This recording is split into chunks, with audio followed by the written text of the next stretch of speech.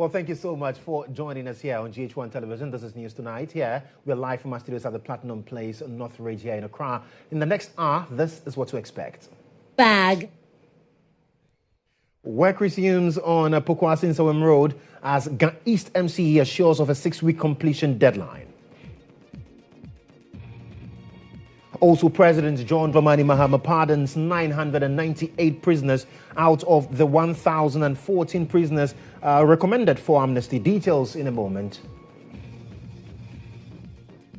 Health Minister Kwabena Mintah-Kando takes immediate steps to beef up security at the Ridge Hospital, condemning attack on its staff by social media activists.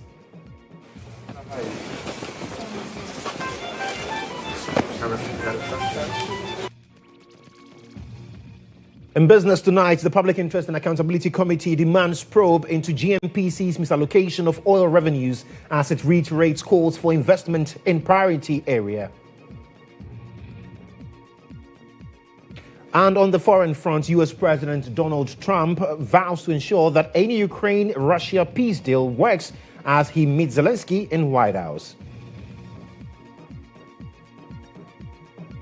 Well, stick and stay with me because I've got the details of these stories and more shortly.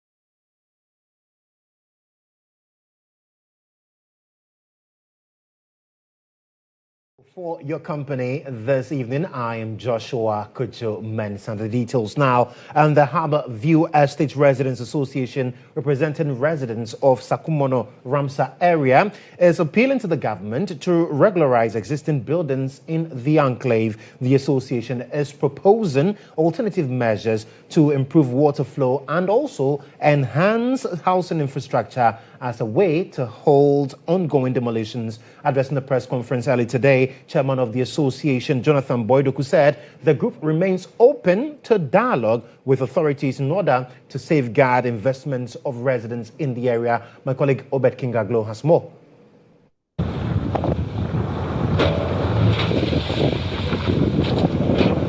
On May 27, 2025, the Tema West Municipal Assembly and the Greater Accra Regional Security Council, in collaboration with the National Security and the National Disaster Management Organization, NADMO, demolished a number of structures within the Sakumono Ramsar site. Leading the exercise was the Greater Accra Regional Minister, Linda Akwili-Oklu, who explained that the demolition was intended to restore the natural flow of floodwaters through the watercourse, reduce the risk of future flooding, and protect the integrity of the wetland. We are only pleading for them to reserve the site for us. They should reserve the site and so that the water can have its natural flow. I engaged the Iyoko. We've gotten some names and then so we've asked them to investigate. Whoever is found, capable will face the law. But following the demolition exercise, the Harbour View Estate Residents Association is appealing to government to regularize buildings in the area by allowing alternative opportunities for better flow of water and housing improvement to halt the demolition in the area. We find it extremely harsh that the wholesome demolition of homes without review of alternative solutions would displace hundreds of individuals and families, potentially leading to humanitarian crisis. We are by this press conference appealing to the hearts of the government and the public. These are not just structures. These are homes filled with memories, hopes, dreams, and investment of fellow Ghanaians, brothers and sisters. We are begging for an opportunity to rectify the situation. Secretary of the Nungwa Ufulomo, Neo Kain, also made this appeal. Humbly, respectfully, plead with Your Excellency to one, can they halt the ongoing demolition to prevent further suffering and then displacement? Point 2, consider and support the dredging initiative with the island or the community on their own have started already. And thirdly, facilitate a dialogue between the government and the NUAS2 and the affected families. The Residents Association says it is fully prepared to collaborate with the government and implement robust solutions to mitigate potential flooding occurrences and actively restore the wetlands' ecological function through stakeholders' engagement to establishment of a clear and enforceable mutual boundary, lagoon dredging, and sedimentation control.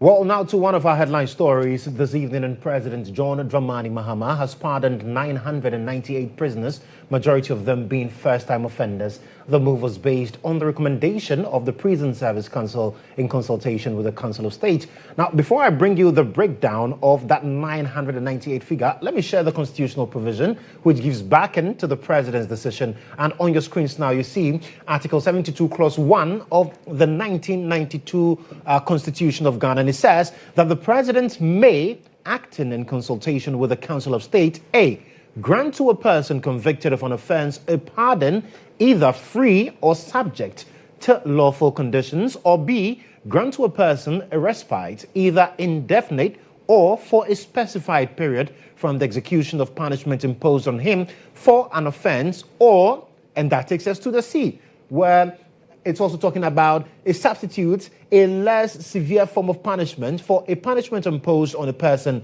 for an offense, or D, remit the whole or part of a punishment imposed on a person or of a penalty or forfeiture otherwise due to government on account of any offense. So that's basically what the Constitution says, and this is what is given legal backing to what President John Dramani Mahama has done. Now let's break down the figure for you. 998 persons granted amnesty. Now you see that the first category of people would be the first-time offenders. These are people who were sentenced the first time that they were ever had a brush with the law. Now look at the number, 787 first-time offenders given that pardon. Now, second on the list, we see death sentence to be commuted to life imprisonment. So there are people who have been sentenced to death. But unfortunately, some way, somehow, since time memorial, we've not been able to, no president has signed off that death warrant. And so there are 87 of them, and their sentences have been commuted to life imprisonment.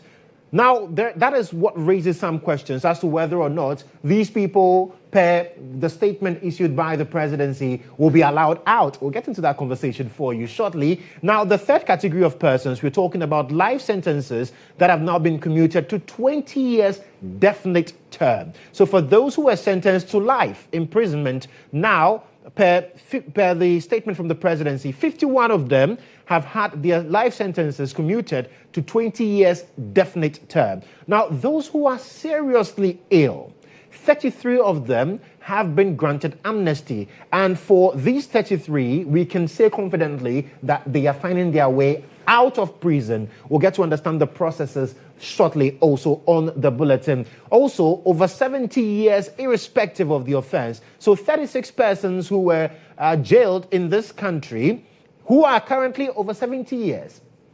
Now, per the statement, irrespective of the offense that landed them in jail, 36 of them, because of the fact that they are over 70 years, have been granted that presidential amnesty. Now, 2 nursing mothers have also been granted amnesty. And then 2, based on petitions, have also been released. But we would also, as and when we are able to get to the phone lines and speak to the PRO for the Ghana Prison Service who agreed to speak to us, we will definitely get a proper appreciation of this breakdown of figures and get to know exactly what happens, what processes are put in place, even though this is a constitutional requirement or a right to the president, what considerations are put to the fore in terms of who gets to benefit from the amnesty. Well, you're still watching news tonight here. Let's do some other stories this evening. And Attorney General and Minister of Justice, Dr. Dominic Ayine, has called for the elimination of the activities of middlemen, commonly known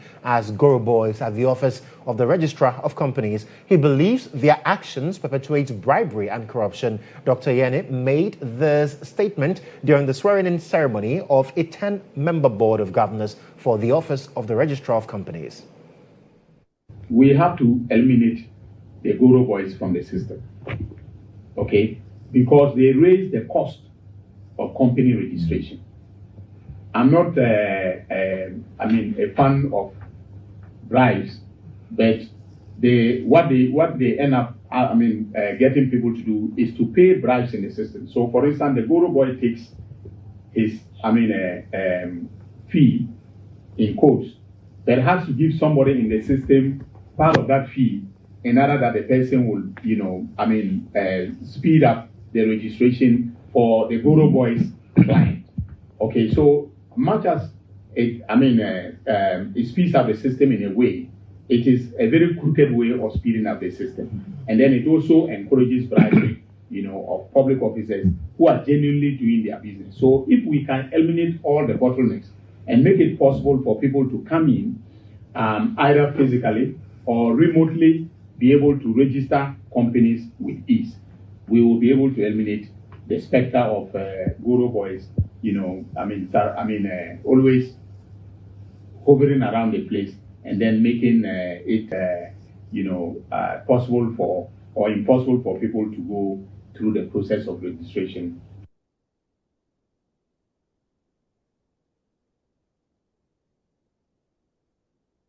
Now, Chairman of the Economic and Organized Crime Office, GHOne Board, Daniel Domelevo, has stated that the committee will make economic crime more expensive. According to him, their team will develop policies to enhance operations and recover all looted funds. Domelevo made this statement after being sworn in as board chairman by Attorney General Dr. Dominic Ayine, alongside other board members, including Deputy Attorney General Dr. Justice Tremsai and Acting Executive Director of GHOne, Raymond Archer. Mutalaidusa has more.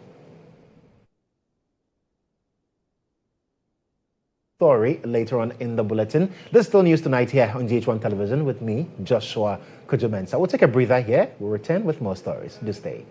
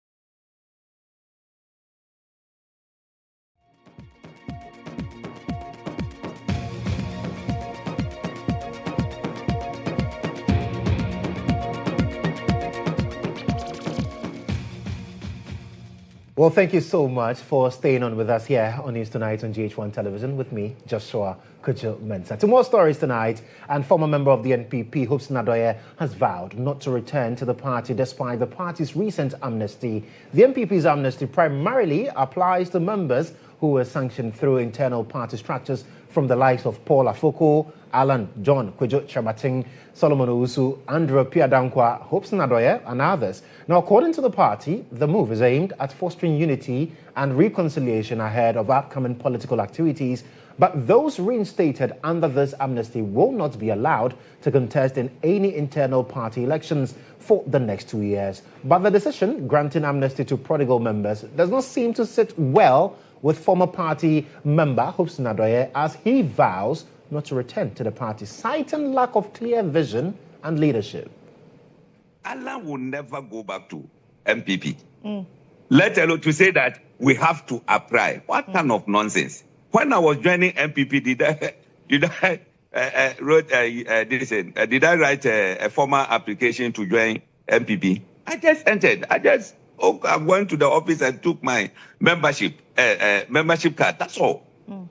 So to tell me that if I want to join MPP, as if MPP is so attractive that people want to join. Look, the youth of this country, those in universities and those, if you want to go forward in politics, never dream of joining MPP. Never. MPP is not attractive. It's a declining party. I can assure you that 2028, MPP is going to get 28%. Right, so that's Hobson Adoye there with another, what he calls a prophecy in terms of what the NPP is likely to get in the 2028 general elections. But still talking about that amnesty granted to members or former members to now reunite and rejoin the party. Political scientist at the University of Ghana, Professor Ali Duseidu, believes granting amnesty to disgruntled members aids in building party unity ahead of the 2028 general elections. I think there should be an element of sincerity, an element of honesty in trying to close the rank and file of the political party. If it is done with any other intention apart from this sincerity, then it will lead to more alienation and more disaffection. But for the political party to even come out and say that symbolically, it suggests that they have the intention of closing their ranks, they have an intention to forgive, and they have an intention on the prize ahead of them. And they know that it is very key. And you have also seen what has come out immediately after the 2024 elections. There have been a lot of statements, diagnosis of the challenges and the reasons why the party lost. And specific individuals have either been targeted or their social or religious or personal affiliation has been targeted. And Honorable Hobson Adoye, I listened to him, and he has been one of the people who have faced a lot of vilification, So those kind of things, there are people who are not happy. And that necessitated the formation of the Microcue Committee, and they have finished with their findings. So I think this amnesty is part of the elements to build party unity moving forward. Whether it is symbolic or it is sincere, at least it's a gesture that will move the party forward towards closing their ranks for 20. Well, so that's some reaction to the NPP's call for disgruntled members to return to the party. But what we are picking also from the camp of Alan Kodjo Mensah is that there is no return to the NPP. We'll get to understand how it pans out in the coming days. But let's go back to our earlier story where the chairman of the Economic and Organized Crime Office Board, Daniel Yao Domelevo, who is also the former Auditor General, has stated that the committee will make economic crime more expensive in this country. Now, he says that his team will develop policies to enhance operations and recover all looted funds. Mind you, he was also a member of the oral committee that was set up by President John Dramani Mahama. But Domelevo made this statement after being sworn in as board chairman by Attorney General Dr. Dominic Ayine, alongside other board members, including the Deputy Attorney General Dr. Justice Sremsai and acting Yoko boss Raymond Archer. Mutala Innocence report follows now. Minister for Justice Dr. Dominic Ayine has sworn in a governing board for the Economic and Organized Crime Office, GHOne, to manage affairs. One of the things that the learned Attorney General talked about is how GHOne as an institution could be strengthened to fight all manner of corruptions in the country. He can make the fact that there are certain elements that as an office they need to observe and look at them very critically in order to be able to fight organized crime. The Attorney General, Dr. Ayeni, has this advice for the committee members. I urge you to focus on 4 critical areas of the work of the Economic and Organized Crime Office. The first one, and to me the most important, is strengthening EOCO's capacity. That is, the requirement of us to strengthen the capacity of the EOCO means that we should invest in technology, in training, and intelligence-led investigation so that EOCO can keep pace with the sophistication of criminal enterprises so that they can be disrupted and punished for their actions. The second thing is to ensure integrity and independence. You have to guard the EOCO against external interference, even from me, and internal compromise. Very, very important. Without integrity, EOCO cannot command the trust of the public. The third thing that I would want you to focus on is to recover and protect national assets. Use the powers of the office to trace, seize, and recover the proceeds of crime, and ensure that such resources are channeled back into national development. The chairperson of the committee, Daniel Yao Demelevo, a former Auditor General, has these words for the Attorney General and, of course, the people they are about to serve. We must put preventive measures in place, as well as anybody who takes public funds, we go after the person, recover the money, and put it into the kitty. Well, they should be excited by the fact that they know this guy, he doesn't care stepping on necks. People talk about stepping on toes. I can even break your neck and go. Because when it comes to the national issues, I don't care who is involved. He makes the point that the issue of organized crime will be made very bitter for perpetrators. People get away with crime always. People commit economic crimes on us. And like I told the minister, it's unconscionable for government to be raising taxes from the people and borrowing money on behalf of the people, creating debt for generations yet unborn. And all you see is that they are looting and sharing the money, and there are no consequences. My aim is to see how we can create the right environment for economic and organized crime to be unattractive in the country. If you come after our money, we come after you, more or less. So protecting the public purse is basically the goal. Mind you, I'm not the executive director. Like I would have said, Mo. But I am the board director. I will still be on his neck and ensure that we do the right thing. Apart from Daniel Demelevo, other members on the GHOne board include the acting executive director, Mr. Raymond Archer, the deputy attorney general, Dr. Justice Shremsai, among others. From the Office of the Attorney General and Ministry of Justice, Mutala Inusa, GHOne.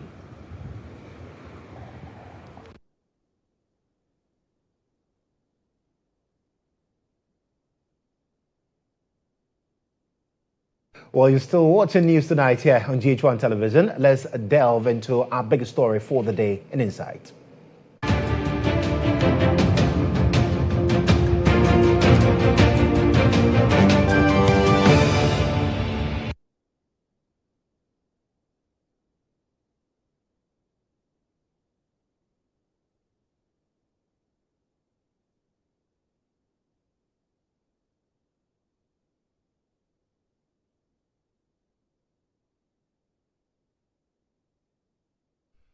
Well, let's talk about that very important Pokwa-Sensawam stretch, which has become a death trap for quite a lot of motorists because that particular stretch because of the construction works ongoing there has become very more trouble. Chief Executive Officer of the Ghana Chamber of Construction Industries, Emmanuel Cherry, has been reacting to the development because today we have decided to shine the spotlight on that stretch. So yes, we were on the grounds, we surveyed the area, we also spoke to some others, but Emmanuel Cherry also joining us in an exclusive interview. He has revealed that amount of $77 million has been paid to contractors, Mariposa Enterprise Limited.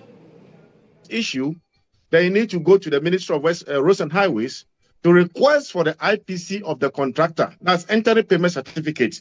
All the details, the date is enshrined on that particular IPC. That will tell you when was the IPC drawn, and then how long does it take government to pay that particular IPC.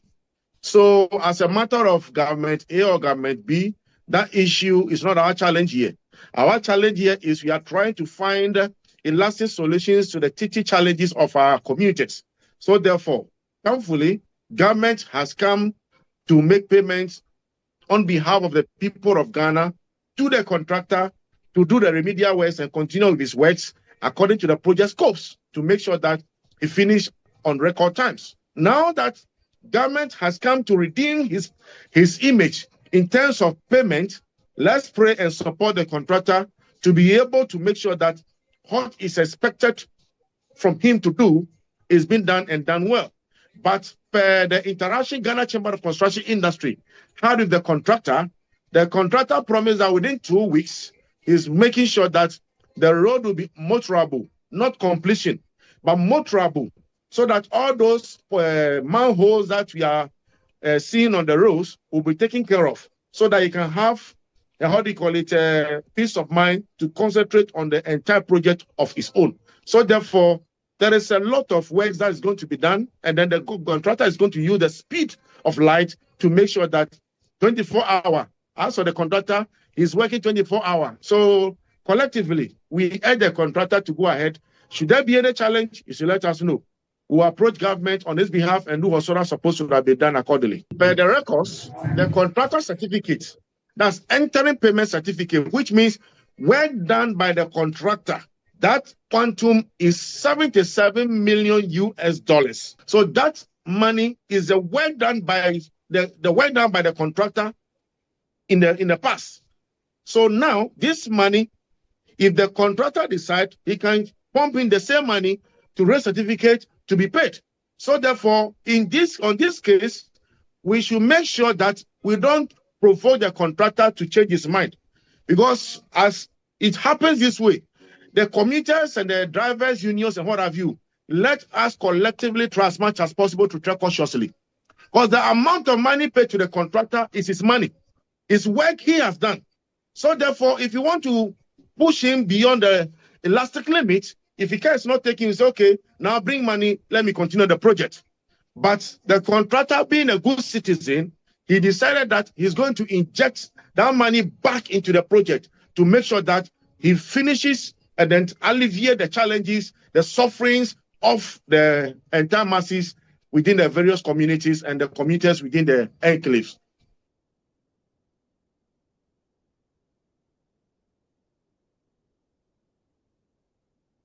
Well, Ghana West Municipal Chief Executive Desmond Sowanai has also waded into the conversation. Now, he is first of all entreating motorists and users of the road to exercise some restraint. He says that this is a challenge that has been inherited by the current administration, but then commitment has been shown to ensure that the road project is completed. He has given indication also that per what he's been told by the contractors, Mariposa Enterprise Limited, in 6 weeks, we would not be having this conversation.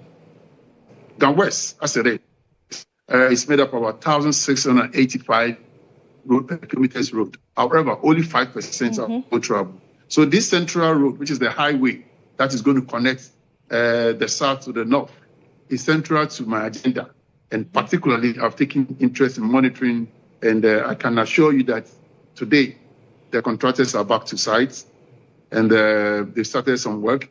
I've engaged them, and look, every week I'm on their neck, and they have confirmed that what they have started now, within 6 weeks, the roads should be motorable.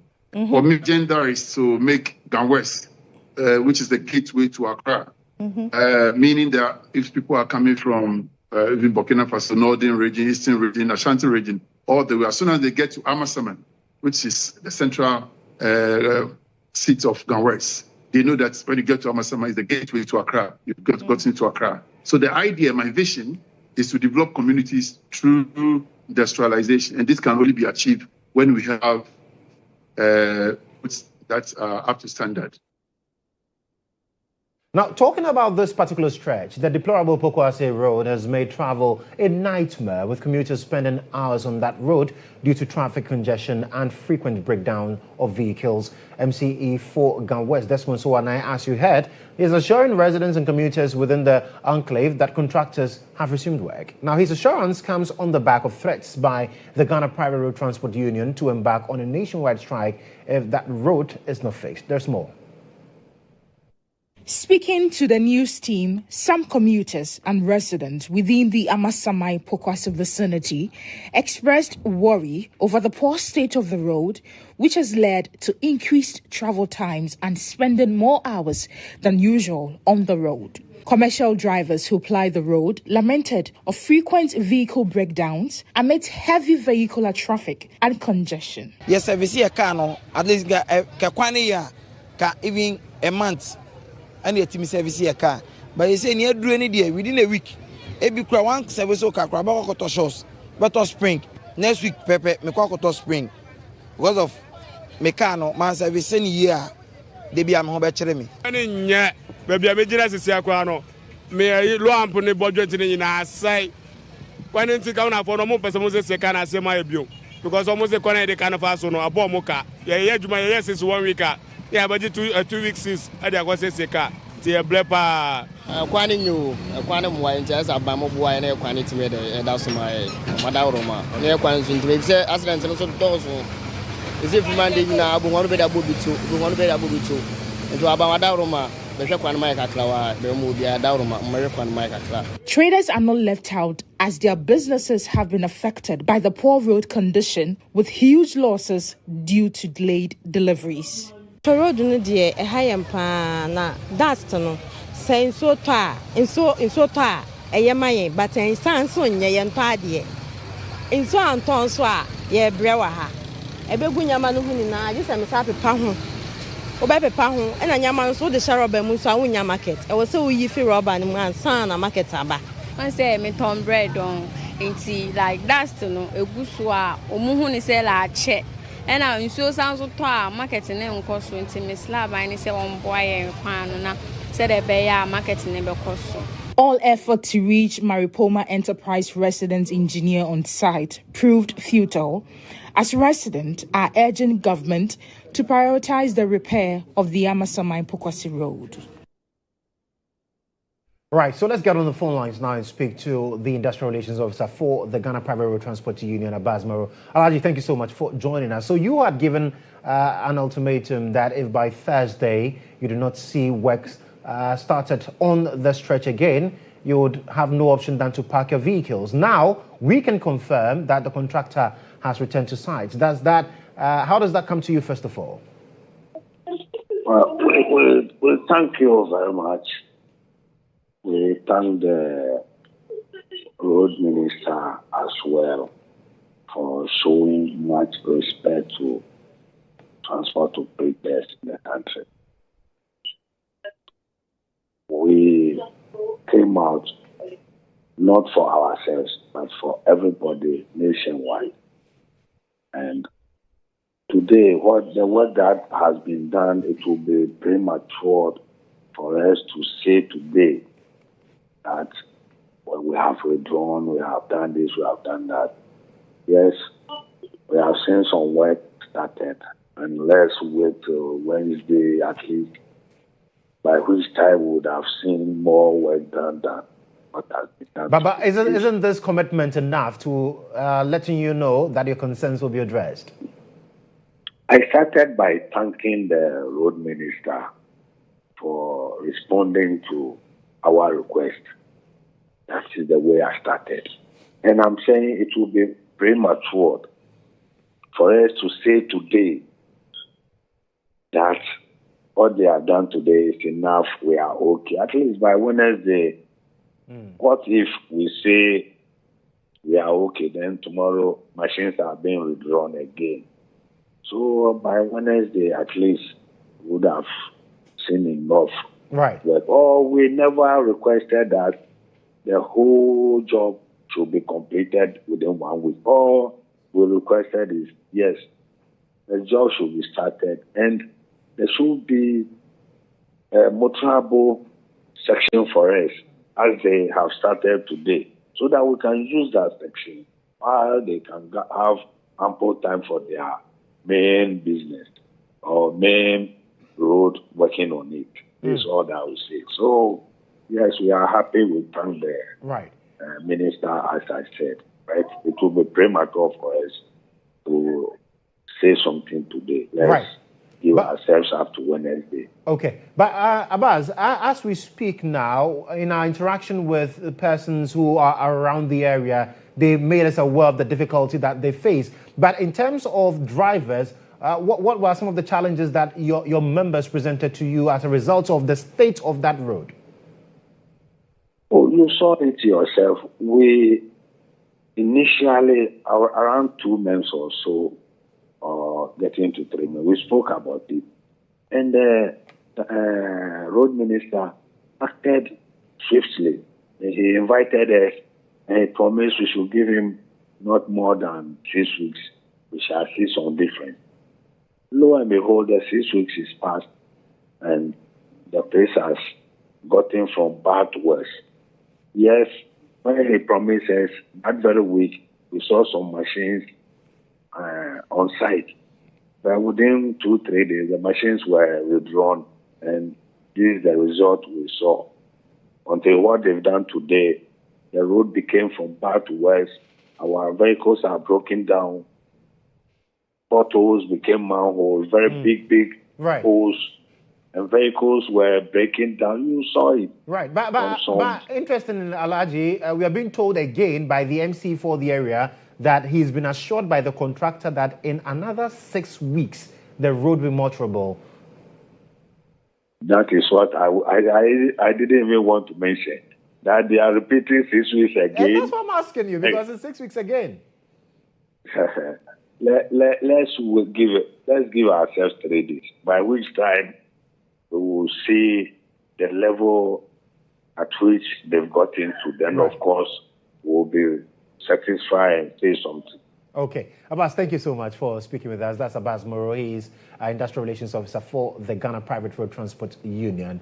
Let's do some other stories now. And the public, that's how we end inside, by the way.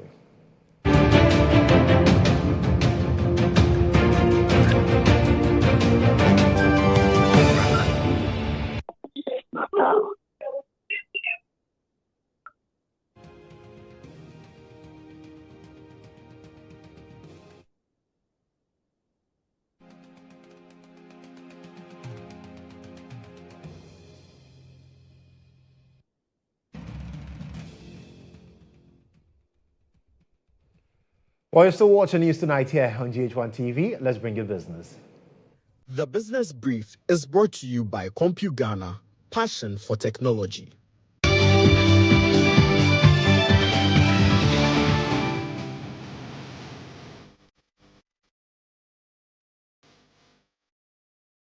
Now in business, the Public Interest and Accountability Committee, PIAC, is urging government to immediately investigate the Ghana National Petroleum Corporation, GNPC, over alleged misallocation of petroleum revenues. According to PIAC's 2024 findings, funds invested in Jubilee Oil Holdings and paid on behalf of GNPC continue to remain with its subsidiary GNPC Exploco instead of being transferred into the Petroleum Holding Fund as required by law.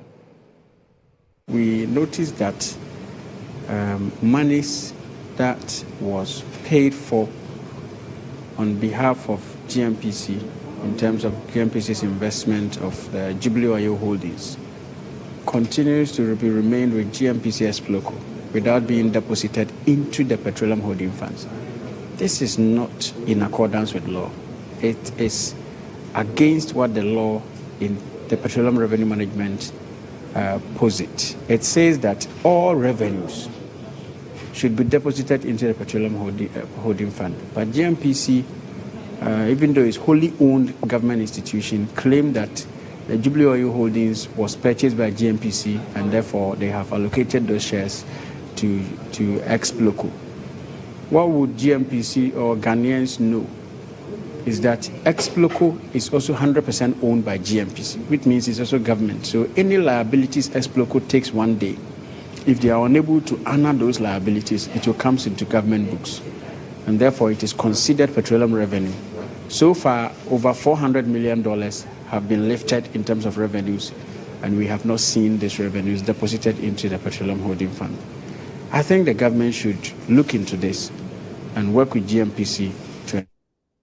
In more business stories this evening, Women in Engineering initiative under the Electricity Company of Ghana, in collaboration with the Accra West region, has launched an aggressive prepayment meter monitoring project. The primary objectives of this endeavor are to reduce commercial losses, validate meter performance, update customer data, and promote customer engagement. There's more in the following report by Calvin Powell. Spearheaded by Women in Engineering, GHOne, the exercise is scheduled to run from August 18 to October 3, 2025, with the target of covering all 95,405 prepayment meters located in the Dansoman district. This project, being piloted in the Dansoman district, is set to be replicated across the country to ensure efficiency, value for money, and optimum service delivery. The acting managing director of commercial services at ECG, Ebenezer Baden, underscored the importance of addressing anomalies in the system to drive efficiency, ensure quality service, and maximize revenue. Speaking with GHOne Business, he emphasized the project's significance. In Dansoman, we attempt to visit every customer, check their meters, see those who are purchasing, those who are not purchasing. Those that have anomalies with their meters, we correct them. Now we added another scope that those that are without supply, we make sure that we provide them, we make sure that the power or electricity goes through their meter.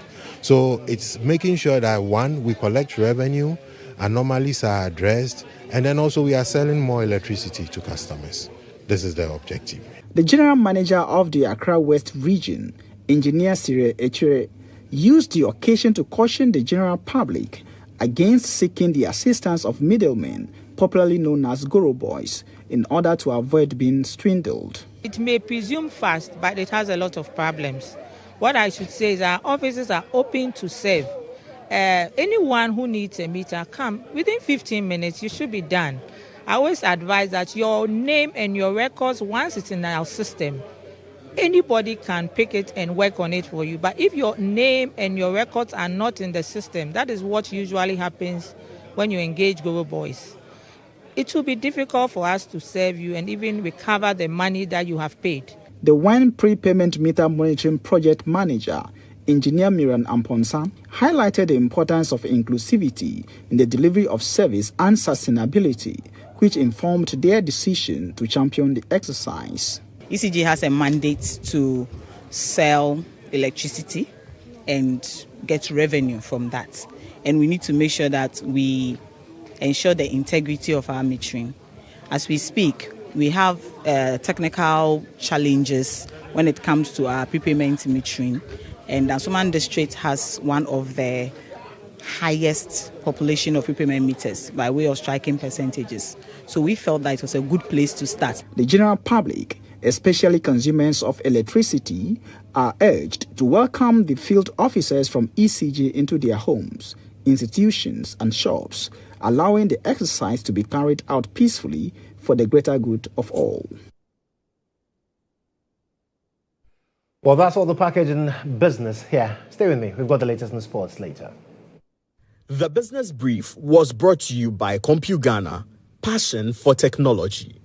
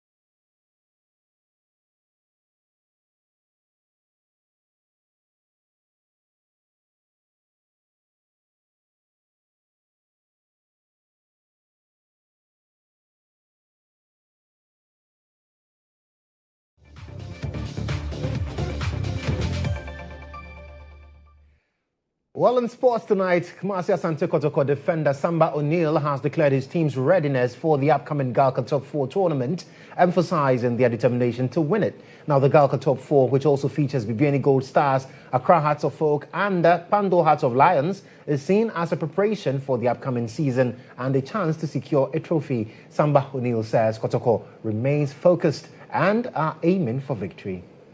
The Top 4 is a very big competition, and with a big history, so we are using this to prepare our confederation.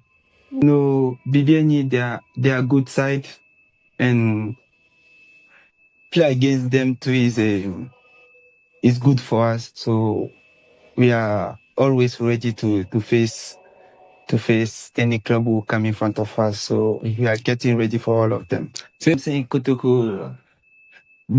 Sometimes they know that you can lose, you can play draw, but you have always to put on your mind that you are going for a win. Is when we play in every game, even if it's a friendly game, every game that we are getting to play, in our mind is just a victory.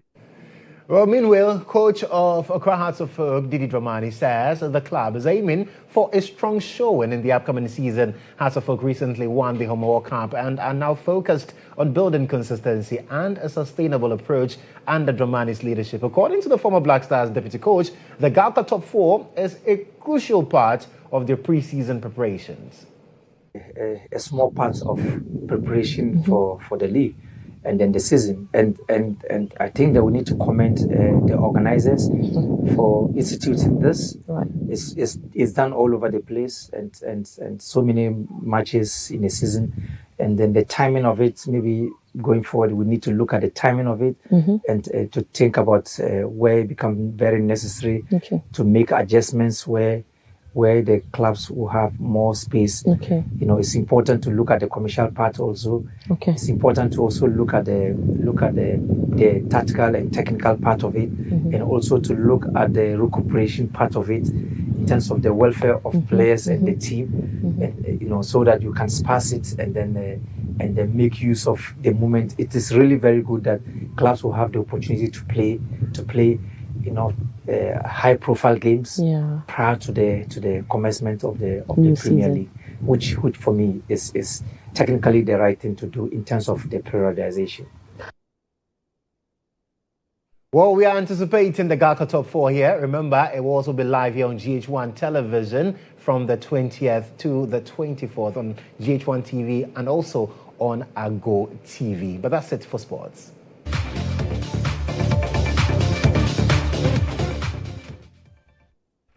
Well, to some other stories before we draw the curtains tonight, Health Minister Kodjo Mensah Kando has strongly condemned the violent attack on the staff of the Greater Accra Regional Hospital by a social media activist and his followers. While on a visit to the hospital Monday, he directed a full-scale investigation and also called on police to arrest all perpetrators to face the law. There's more in this report. The Minister of Health, Kodjo Mensah Kando, visited the Greater Accra Regional Hospital following a violent incident that left staff traumatized and one nurse severely injured. The attack, which occurred Sunday evening, was led by a social media activist identified as Ralph St. Williams, aka fellow Ghanaians. According to hospital authorities, Ralph, who had injured fingers, became agitated after being asked to activate his card before receiving treatment. At the time, another accident victim with a head injury was receiving emergency attention. Moments later, Ralph returned to the hospital with about 50 rowdy men who stormed the emergency ward, assaulting staff and disrupting services. Nurses were forced to change out of their uniforms to avoid being targeted, but one nurse, Rejoice Tuchu, was brutally attacked, suffering injuries to her head, chest and arm. Hospital management says the assault lasted 2 hours before calm was restored. Health Minister Kodjo Mensah Kando condemned the act, describing it as unacceptable under any circumstances. What is very important is that, irrespective of the level of provocation at any health facility in this country, it does not warrant any physical attack or assault on any health professionals. I do not think that our health professionals deserve this kind of treatment. It does not necessarily mean that the allegation of delay in attending to them is true or false. He asked the police to investigate the incident and arrest all suspects linked to the attack.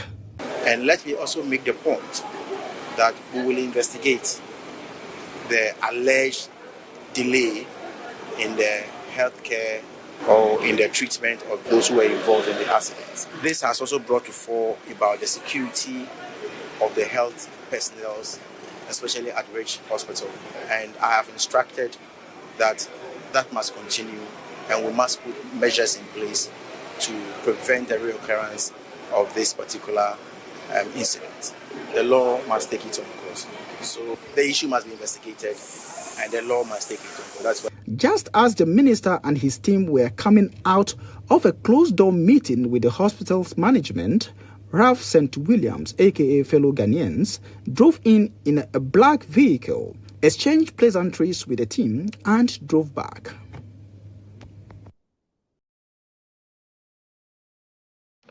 Well, let's check out some stories on the foreign front.